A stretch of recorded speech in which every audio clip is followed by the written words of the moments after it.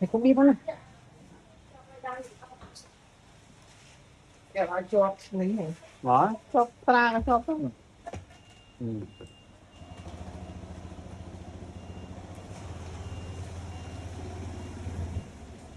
Đã thằng Phật cái này chỉ thằng Phật ấy mong mà này học pin đọc như hạt cây khiêm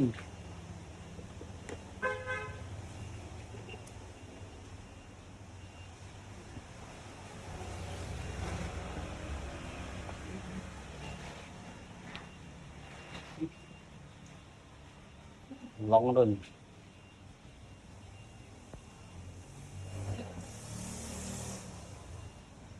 cái này nha má.